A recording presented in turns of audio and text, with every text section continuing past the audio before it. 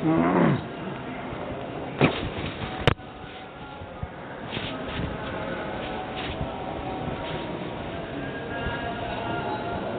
شادی آ جاؤ، قریب کر کے آ جاؤ.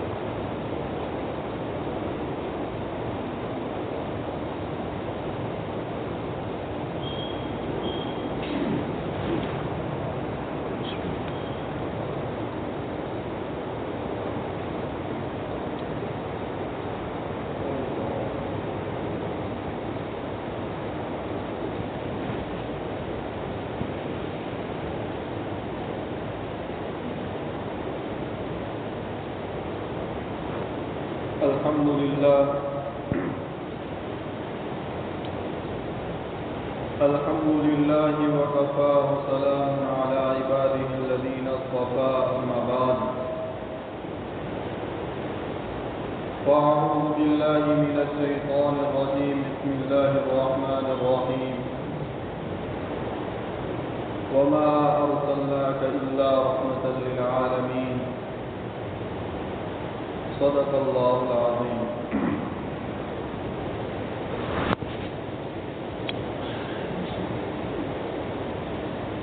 میرے محترم بھائیوں، دوستوں، بزرگوں،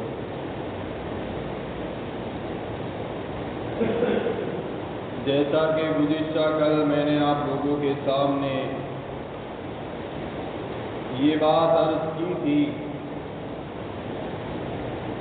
کہ جب حضرت نبی کریم صلی اللہ علیہ وسلم کی عمر مبارک 35 سال کی ہوئی تو قریش مکہ نے کعبۃ اللہ کی تعمیر اثر نو کرنے کو سوچا.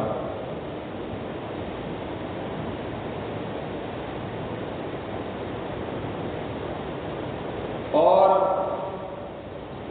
اثر نو اس لیے سوچا کہ سیلاب اور بارش کی وجہ سے کعبۃ اللہ کی دیواریں کمزور ہو چکی تھی.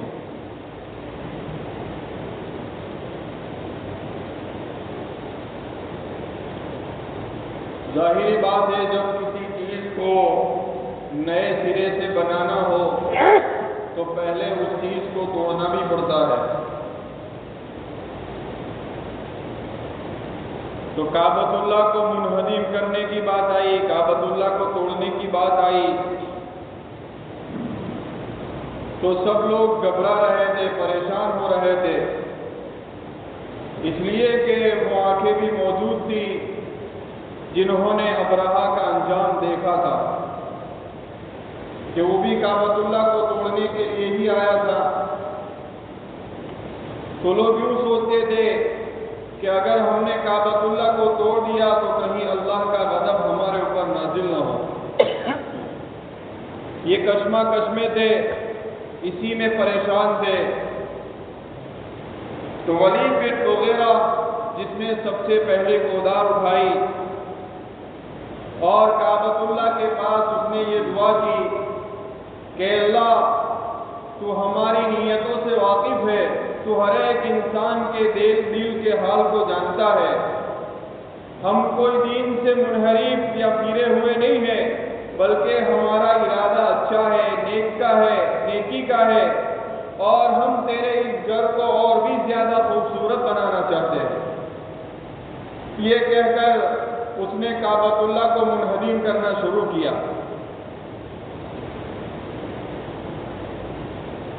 تھوڑا منہدم کیا اور اس کو چھوڑ دیا تاکہ دیکھا جاوے کہ کہیں اللہ تبارک و تعالیٰ کا غضب یا اللہ تبارک و تعالیٰ کی طرف سے کوئی آفت تو نازل نہیں ہوتی. دوسرے دن جب ولید بن مغیرہ کو لوگوں نے صحیح سالم دیکھا تو لوگ سمجھ گئے کہ اللہ ہمارے اس کام سے راضی ہے، اللہ ہمارے اس کام سے راضی ہے.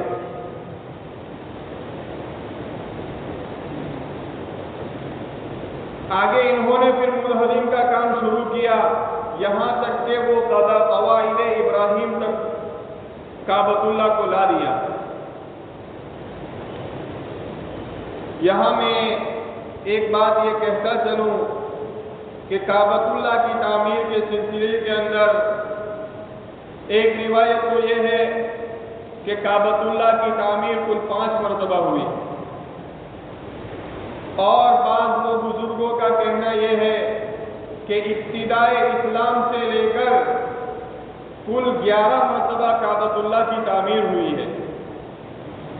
بہرحال کعبۃ اللہ کی تعمیر کے سلسلے کے اندر ایک لمبی داستان ہے، اگر کسی وقت موقع ملے گا انشاءاللہ اسی کے اوپر بات کریں گے۔ بہرحال پہلی روایت کے مطابق جس کے اندر یہ کہا گیا ہے کہ کعبۃ اللہ کی 5 مرتبہ تعمیر ہوئی، تو سب سے پہلی تعمیر حضرت آدم علیہ السلام نے فرمائی۔ اللہ تبارک و تعالیٰ نے حضرت جبرائیل امین کو حضرت آدم علیہ السلام کے پاس بھیجا اور تعمیر کرنے کا حکم دیا۔ حضرت ابراہیم نے کعبۃ اللہ کو تعمیر کیا۔ جب کعبۃ اللہ تعمیر ہو گیا تو اللہ نے فرمایا کہ آپ سب سے پہلے انسان ہیں، اور یہ سب سے پہلے اللہ کا گھر ہے جو لوگوں کی عبادت کے لیے بنایا گیا ہے۔ طوفان نوح کے وقت کعبۃ اللہ بالکل ختم ہو چکا تھا، پھر اللہ تبارک و تعالیٰ نے اپنے پیغمبر حضرت ابراہیم علیہ السلام کو کعبۃ اللہ کو تعمیر کرنے کا حکم دیا۔ اب وہ سیلاب کے اندر ان کا نام و نشان تک مل گیا تھا۔ حضرت جبرائیل علیہ السلام نے نشاندہی کی۔ حضرت ابراہیم خلیل اللہ اور حضرت اسماعیل ذبیح اللہ، ان دونوں کے مل کر پھر دوبارہ کعبۃ اللہ کو تعمیر کیا۔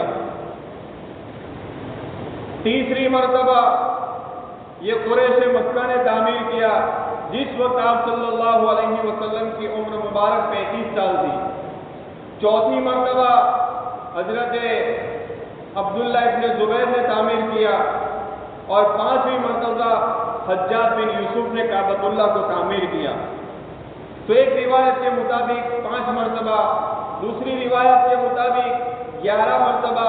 تو اس کی ترتیب یہ ہے کہ سب سے پہلے فرشتوں نے تعمیر کیا، دوسری مرتبہ حضرت آدم علیہ السلام نے، تیسری مرتبہ حضرت عیسیٰ علیہ السلام نے، چوتھی مرتبہ حضرت ابراہیم علیہ السلام نے، 5ویں مرتبہ عمالقہ نے، 6ٹھی مرتبہ قبیلہ جرہم نے، 7ویں مرتبہ قصی نے، 8ویں مرتبہ قریش مکہ نے، 9ویں مرتبہ حجاج بن یوسف نے، 10ویں مرتبہ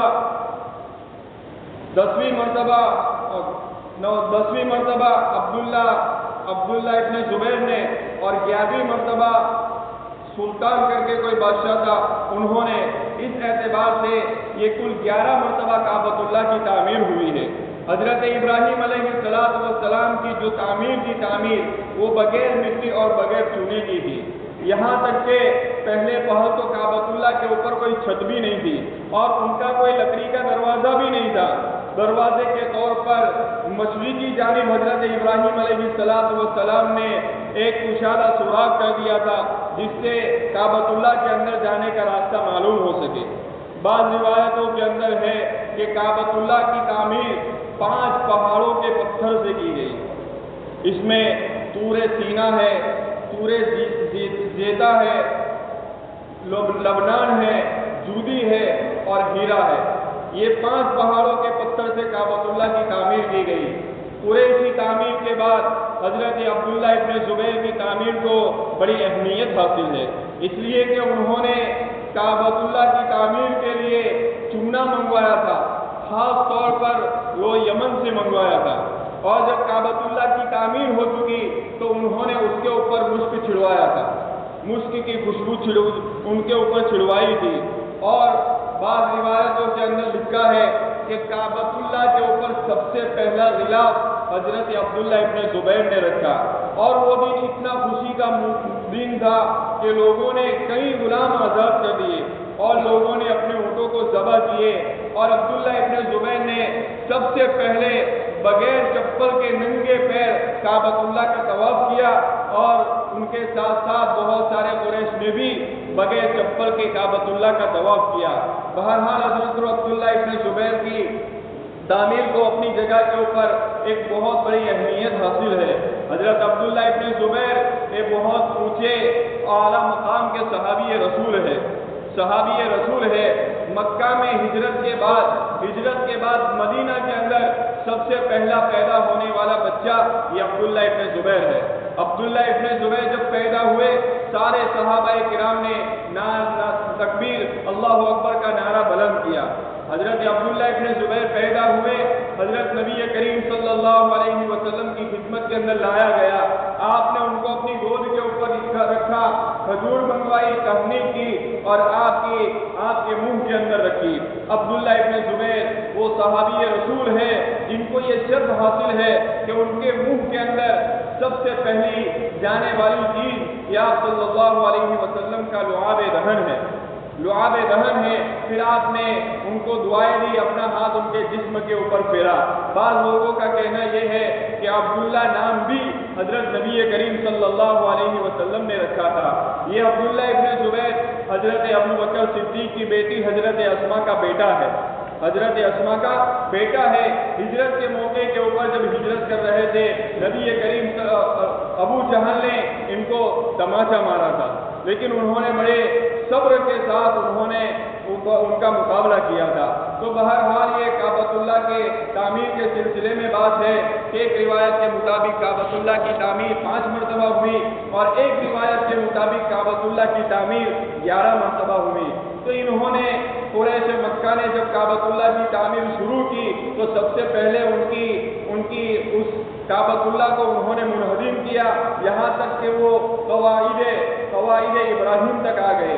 پھر انہوں نے ازسر نو تعمیر شروع کی۔ اب آسانی اور سہولت کے لیے یہ کام ہر ایک کے درمیان تقسیم کر دیا، 2 3 قبیلوں کے درمیان تقسیم کر دیا کہ دروازے کی جو دیوار ہے وہ 2 قبیلوں کے حصے میں کر دی، اور حجر اسود سے رکن یمانی کی جو دیوار ہے وہ کسی 2 قبیلوں کو دے دی، پچھلے والی دیوار کسی 2 قبیلوں کو دے دی، اور حتیم والی جو دیوار ہے وہ کسی 2 قبیلوں کے حصے میں دے دی۔ سہولت کے لیے انہوں نے یہ ساری چیزیں تقسیم کر دی۔ اب یہ عمارت تعمیر کرتے کرتے یہ حجر اسود کے نصب کرنے کے مقام تک پہنچ گئے۔ اب ان کے درمیان آپس کے اندر جھگڑا ہوا، اور یہ جھگڑا ان کے درمیان 4 یا 5 دن تک رہا، اس لیے کہ ہر ایک آدمی یہ شرط اور یہ اعزاز، ہر قبیلے والا یہ اعزاز حاصل کرنا چاہتا تھا کہ حجر اسود ہمارے ذریعے رکھا جائے، ہر ایک کی چاہت یہ تھی، ہر ایک کی تمنا یہ تھی، یہاں تک کہ تلواریں میدان سے نکل آئی۔ یا اس زمانے کے اندر یہ رسم تھی کہ جب کوئی آدمی اپنی جان کو ختم کر دینا چاہتا تھا تو وہ گلاس کے اندر خون لاتا اور اپنی انگلیاں اس کے اندر ڈبوتا تھا۔ یہ اس بات کی علامت تھی کہ یہ آدمی اپنی جان تک دے دے گا۔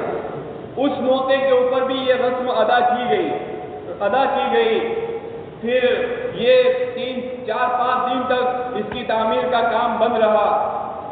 اس موقع کے اوپر ایک آدمی نے یہ مشورہ دیا کہ دیکھو میری یہ رائے ہے کہ آئندہ کل جو بھی آدمی دروازے ابی شیبہ کے اندر سے سب سے پہلے حرم میں داخل ہو وہ ہمارا ثالث ہوگا، یعنی ہمارے اس جھگڑے کا وہ آدمی فیصلہ کرے گا۔ لوگوں نے اس کی بات کے اوپر اتفاق کر لیا کہ ٹھیک ہے، ہم آپ کی بات کے اوپر متفق ہیں۔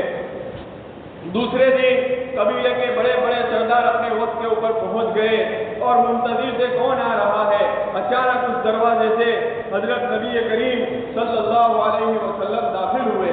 جیسے لوگوں نے حضور پاک صلی اللہ علیہ وسلم کو دیکھا تو وہ بول اٹھے، ھذا امین رضیناہ ھذا محمد، کہ یہ آدمی بڑا امانت دار ہے اور یہ ہم اس کے فیصلے کے اوپر راضی ہیں، یہ محمد ہے۔ بہرحال سارے لوگ حضرت نبی کریم صلی اللہ علیہ وسلم کے اس لوگوں کو فیصلہ کرانے کے اوپر سب متفق ہو گئے۔ ذرا سوچئے کہ جو لوگ اپنے اعزاز اور اپنی عزت اور حاصل کرنے کے لیے جس معاملے کے اندر الجھے ہوئے تھے، اور انہوں نے اس کے لیے اپنے لوگوں کو مارنا اور مرنا بھی انہوں نے تسلیم کر لیا تھا، تو اس اعزاز اور اس شرف حاصل کرنے کے معاملے کو حضرت نبی کریم صلی اللہ علیہ وسلم کے حوالے انہوں نے کر دیا۔ جب یہ مقدمہ حضرت نبی کریم صلی اللہ علیہ وسلم کے پاس آیا تو آپ صلی اللہ علیہ وسلم نے اپنی چادر مبارک زمین کے اوپر بچھائی اور حجر اسود کو اس کے اوپر رکھ دیا، اور آپ نے فرمایا کہ یہ جو جتنے بھی قبیلے ہیں وہ اپنے 4 قبیلوں کے اندر تقسیم ہو کر ہر قبیلے والا ایک آدمی اپنے اندر سے منتخب کر لے۔ 4 آدمیوں کو ہر ایک قبیلے والے نے ایک ایک کر کے 4 آدمیوں کو منتخب فرمایا۔ پھر حضور نے فرمایا کہ اس چادر ہر آدمی ایک کونا پکڑ لے، ہر آدمی ایک کونا پکڑ لے۔ اس طرح 4 آدمیوں نے اس پتھر کو اٹھایا اور جہاں حجر اسود رکھنے کی جگہ تھی وہاں لے گئے۔ حضور پاک صلی اللہ علیہ وسلم نے اپنے ہاتھوں سے حجر اسود کو رکھا۔ دراصل یہ اس بات کا اشارہ تھا کہ اس کعبۃ اللہ کی تعمیر کا آخری پتھر بھی یہی جناب محمد رسول اللہ صلی اللہ علیہ وسلم کے ہاتھوں رکھا جائے گا۔ اس فیصلے سے سردار قریش کے بڑے بڑے لوگ اور بڑے بزرگ آپ صلی اللہ علیہ وسلم کے اس فیصلے کو لے کر دنگ رہ گئے، اور آپ نے مبارکباد بھی حضور پاک صلی اللہ علیہ وسلم کو مرحبا کہا۔ اس طرح کعبۃ اللہ کی تعمیر آگے چل کر مکمل ہوئی۔ جب کعبۃ اللہ کی تعمیر مکمل ہوئی تو بت پرست اہل مکہ نے اس کے اندر آرائش و زیبائش کرنا شروع کر دیا، یہاں تک کہ انہوں نے کعبۃ اللہ کی دیوار پر اندر کے حصے کے اندر انہوں نے تصویریں بنانا شروع کی، اور اس کے اندر انہوں نے فرشتوں کی بھی تصویر بنائی۔ حضرت ابراہیم علیہ السلام، حضرت اسماعیل علیہ السلام اور مختلف انبیاء کی انہوں نے اس کے اندر تصویریں بنائی۔ حضرت مریم اور حضرت عیسیٰ کی بھی تصویر بنائی، اور یہی نہیں بلکہ اس کے اطراف کے اندر یعنی کعبۃ اللہ کے اطراف کے اندر انہوں نے 360 بت رکھے۔ 300 نے ہر قبیلے کا بت اس کے اندر موجود تھا۔ اس سے عرب کی ذہنیت کا اور اس قریش کو جب انہوں نے پورے کعبۃ اللہ کو دیوستان بنا کر ان کی ذہنیت کا ہمیں پتہ چلتا ہے کہ یہ لوگ کس طرح بتوں کی پوجا کرنے والے تھے، اور کیسے وہ لوگ بتوں کو پوجنے والے تھے اور بتوں کے گرویدہ تھے۔ حضرت نبی کریم صلی اللہ علیہ وسلم نے ان کی جب یہ حرکتیں دیکھی آپ پریشان ہو جاتے، آپ کو پریشانی ہوتی، آپ اپسیٹ ہو جاتے تھے، آپ کسی سے بات نہیں کرتے تھے۔ اللہ کے رسول صلی اللہ علیہ وسلم ان ساری چیزوں سے بچنے کے لیے مکہ کے کسی پہاڑ کے اوپر چلے جاتے اور وہاں پر اپنا وقت گزارنے لگتے تھے۔ لیکن اس موقع کے اوپر بھی اس جگہ کے اوپر ایسے لوگ بھی نفیس طبیعت کے موجود تھے جو ان چیزوں کو پسند نہیں کرتے تھے، اور وہ بھی قوم کی اس حالت کو دیکھ کر بڑا افسوس کرتے تھے۔ ان میں حضرت ابو بکر صدیق رضی اللہ تعالیٰ عنہ بھی تھے جو ان چیزوں کو پسند نہیں کرتے تھے۔ جب حضرت نبی کریم صلی اللہ علیہ وسلم کو نبوت ملی تو حضرت ابو بکر ہی نے سب سے پہلے ایمان کا کلمہ پڑھا۔ اسی طرح حضرت خدیجہ رضی اللہ تعالیٰ عنہ کے رشتہ دار حکیم بن حزام یہ بھی انہی معزز آدمیوں میں سے تھے، وہ بھی ان چیزوں کو پسند نہیں کرتے تھے۔ فتح مکہ کے موقع کے اوپر انہوں نے اسلام قبول کیا۔ اس طرح بہت سارے لوگوں نے حضرت نبی کریم صلی اللہ علیہ وسلم کے ہاتھوں میں اسلام کو اور ایمان کو قبول کیا۔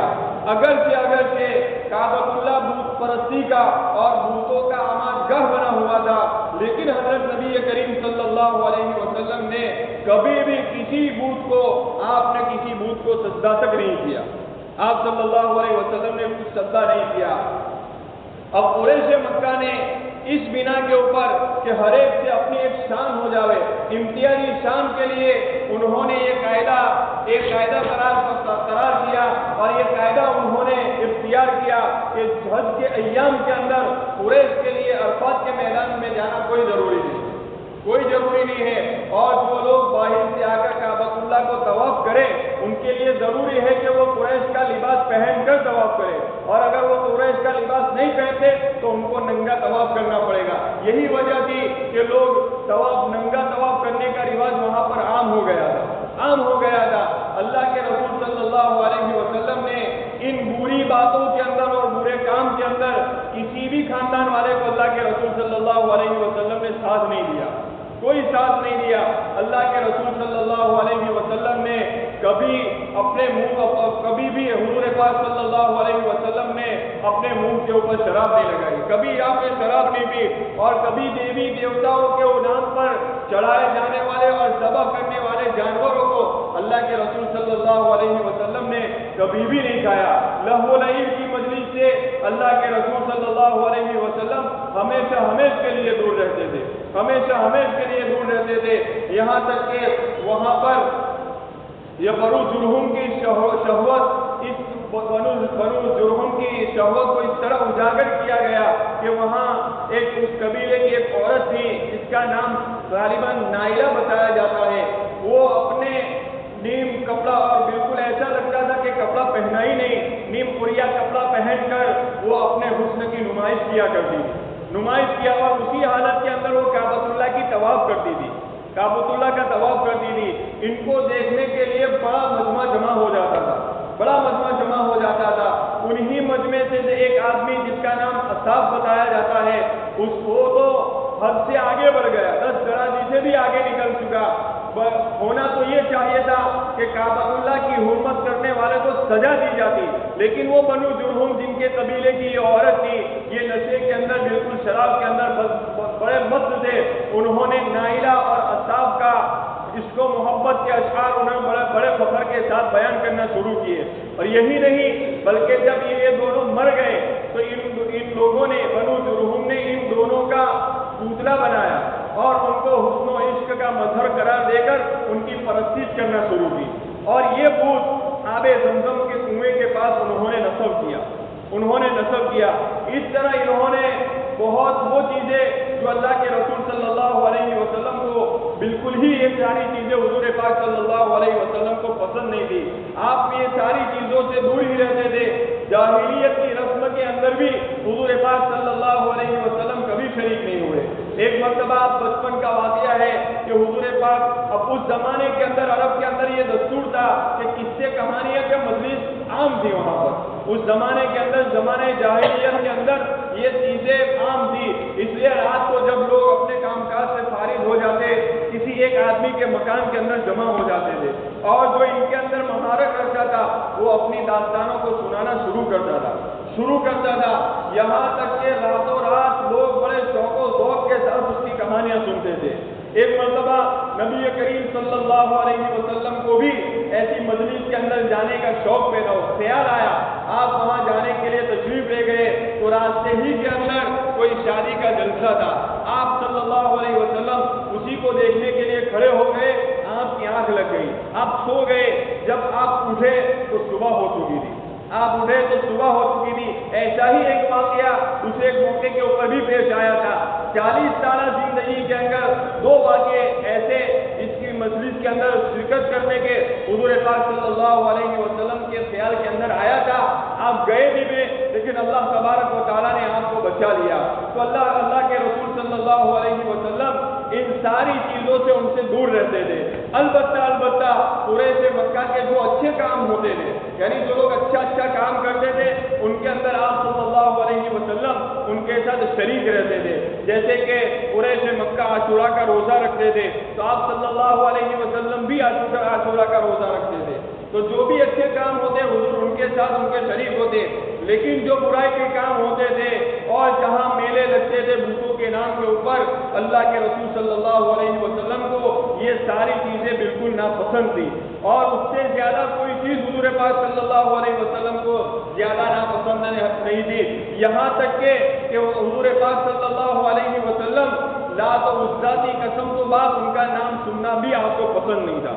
آپ حضور پاک صلی اللہ علیہ وسلم اتنی ان ساری چیزوں سے نفرت کرتے تھے، لیکن فطرت سلیمہ کا تقاضا ہے کہ اچھے کاموں کی طرف مائل ہوتی ہے، تو اچھے کاموں کے اندر حضور پاک صلی اللہ علیہ وسلم ان کے ساتھ شریک ہو جاتے تھے، لیکن شریعت کبریٰ کے لیے اور ایک نئی شریعت کے لیے حضور پاک صلی اللہ علیہ وسلم جستجو کے اندر تھے، کوئی اور ہی چیز مطلوب تھی۔ بہت سارے لوگ حق کی تلاش ہی کے اندر نکل گئے تھے، جس کے اندر ایک نام ورقہ بتایا جاتا ہے، ایک نام زید ہے اور ایک نام عثمان ابن حویلد ایسا کچھ نام ہے۔ یہ 3 آدمی حق کی تلاش کے اندر نکل گئے، 2 تو عیسائی بن کر مر گئے، اور جو زید تھا، تیسرا زید، وہ یوں کہتا ہوا مر گیا کہ اللہ اگر مجھے معلوم ہوتا کہ تو عبادت کرنی چاہیے، اس طرح تیری پرستش کرنی چاہیے، تو میں اسی طرح عبادت کر کے اور اسی طرح پرستش کرتے میں دنیا سے چلا جاتا۔ حضور پاک صلی اللہ علیہ وسلم بھی اسی جستجو کے اندر رہتے تھے، اسی فکر کے اندر رہتے تھے۔ آگے چل کر حضور پاک صلی اللہ علیہ وسلم کی عمر مبارک 40 سال کے قریب ہونے لگی۔ آپ صلی اللہ علیہ وسلم کو تنہائی محبوب ہونے لگی، تنہائی آپ صلی اللہ علیہ وسلم کو محبوب ہونے لگی۔ آپ صلی اللہ علیہ وسلم نے وہی مکہ قریب ہی کے اندر مکہ کے قریبی پہاڑ غار حرا میں حضرت نبی کریم صلی اللہ علیہ وسلم تشریف لے گئے۔ یہ وہی غار ہے جس غار کے اندر دادا عبد المطلب اعتکاف کیا کرتے تھے، اور کتابوں کے اندر لکھا ہے یہ غار عجیب و غریب غار تھا۔ بس یوں لگتا تھا کہ اللہ تبارک و تعالیٰ نے اللہ کے رسول صلی اللہ علیہ وسلم ہی کے لیے نہ بنایا ہو، ایسا وہ غار لگتا تھا۔ اتنا لمبا، اتنا اس کی لمبائی تھی اور اتنی چوڑائی تھی، ایک آدمی ہی اس کے اندر آسانی کے ساتھ اور عافیت کے ساتھ نماز پڑھ سکے۔ اس غار کے اندر حضرت نبی کریم صلی اللہ علیہ وسلم تشریف لے گئے، اور اسی غار کے اندر حضرت نبی کریم صلی اللہ علیہ وسلم کو نبوت ملی۔ حضرت جبرائیل امین آپ کے پاس تشریف لائے۔ اب یہ غار کہاں ہے، اس کی کیا داستان ہے، اس کی کیا اتہاس ہے، اور حضرت جبرائیل حضور پاک صلی اللہ علیہ وسلم کے پاس اس غار میں کیسے آئے، کیسے نبوت ملی، انشاءاللہ آئندہ کل اس کو بیان کریں گے۔ وآخر دعوانا الحمدللہ رب العالمین۔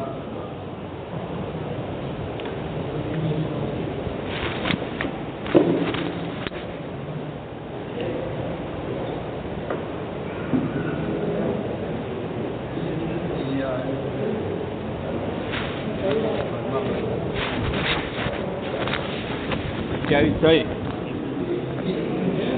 હે બે બેહી ગયેલો તંબાર હતા. અસલમાં કિસ્સો એવો છે ને કે